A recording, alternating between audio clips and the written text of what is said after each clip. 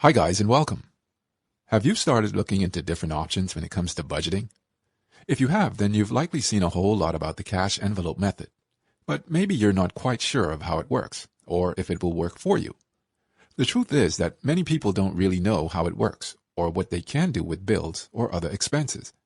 What about if they use online payments for everything? What about when they have others in the household that are going to need money? What about when the money is gone?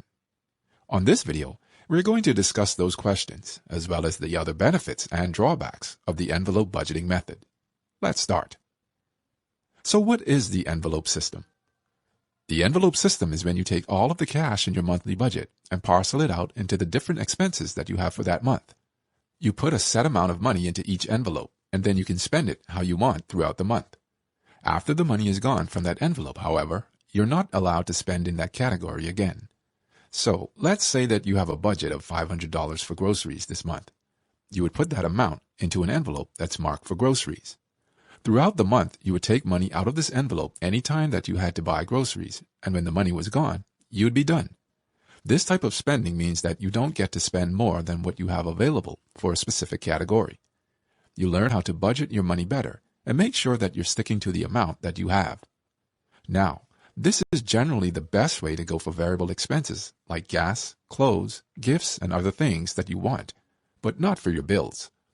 The best thing to do is pay the bills first, out of the money that comes in throughout the month, and then make sure that you're splitting the rest of the money into the envelopes that you're going to spend. What if I run out of money in my cash envelope? The short answer is that once the money is gone, you don't get to spend in that category anymore. So, if you spend all of the money in the entertainment envelope, you don't get to spend anything else in this area until the next month when you're able to fund the envelope again. You're not allowed to take money from another envelope to cover expenses in something else. So, if your clothing envelope still has money in it, you can't take that money and put it toward your entertainment budget.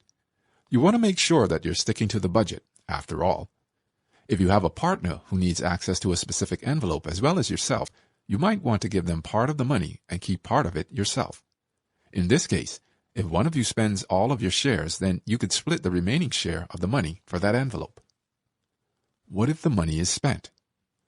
If you spend all the money from all of your envelopes, it means that you've done a pretty good job at deciding just how much money you actually need in each category, and that's a good thing.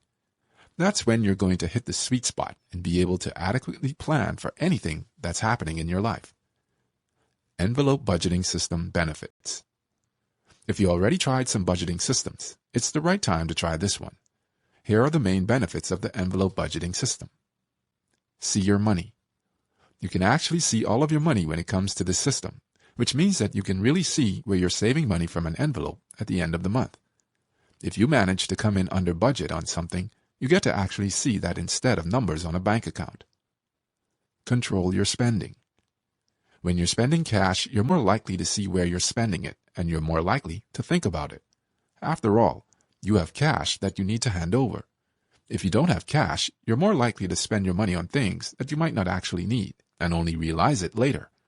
It's even been proven that people spend up to 15% less money when they use cash.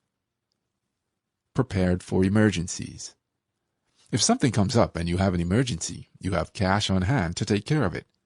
This is going to be important because it lets you take care of an emergency a whole lot faster. Plus, some emergencies may not be able to be handled with a credit card. Gain discipline. You're going to have to stick to the budget with this method because there's no other way to go. If you run out of money, you're not going to have anywhere else to turn because all you have is the cash.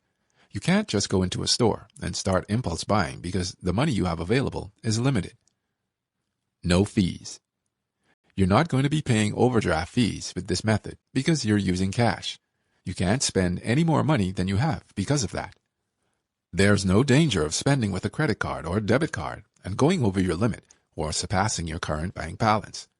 That's going to keep you a whole lot better protected. Envelope budgeting system.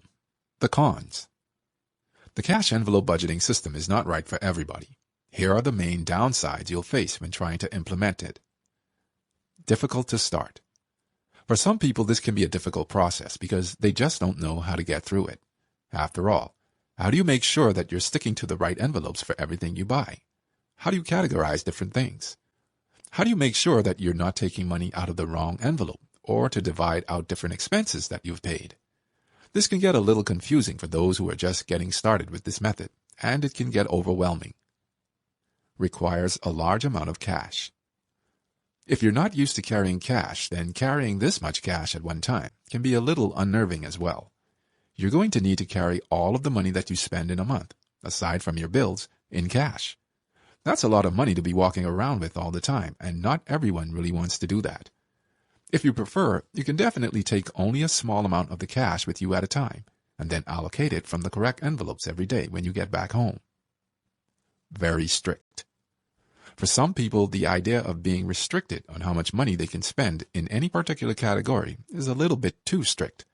After all, you want to be able to spend money wherever you want, right? And with this type of system, you're going to have set amounts that you can spend in each category. Sure, you get to set the categories, and you get to set the amount of money in each of them, but that's still not exactly the level of freedom that you might want to have. Instead, you're still restrained. No rewards. Credit cards offer you rewards for spending specific amounts of money or even for every dollar that you spend, but you're not going to get that with the envelope system. You're going to get no rewards at all this way. Juggling money. Sometimes it can be difficult to get the money that's needed to the right person every time. You might find yourself turning in receipts to a partner in order to get your money back, which can be a bit annoying. Continuous ATM trips. You're going to need cash, and that means you need to either run to the bank or to an ATM continuously in order to keep getting the cash out of your account. This can be a bit of a hassle, and it's going to require you to do some planning in order to make sure you get there when you need to. Alternative options. If you've decided the envelope budgeting system is not right for you, there are a couple of great alternatives to consider. Traditional budgeting. If you prefer the traditional route, you can absolutely do it. All you need to do is list out the money you have coming in each month, subtract the money you have going out each month, and then allocate the rest to your different categories. 50/30/20 budgeting. With this method, you allocate 50% of your income to the things that you need, like bills and required expenses, 30% to the things that you want, like going out to eat or to the movies, and 20% to paying off your debts or saving for retirement or education. This budget is actually quite simple for most people and gives you a decent amount of freedom. Zero-sum budgeting. Here, you're going to give a goal or a task to every dollar that you have coming into your budget. So, you might have a few dollars left at the end of the month, but those are dedicated to go to the savings category. There is no extra money. Instead, you make sure you give every single dollar a place to go and adjust your budget until this happens.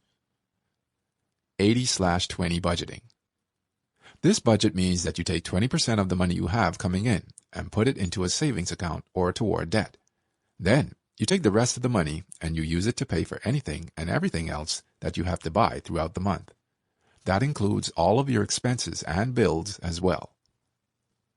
Reverse budgeting.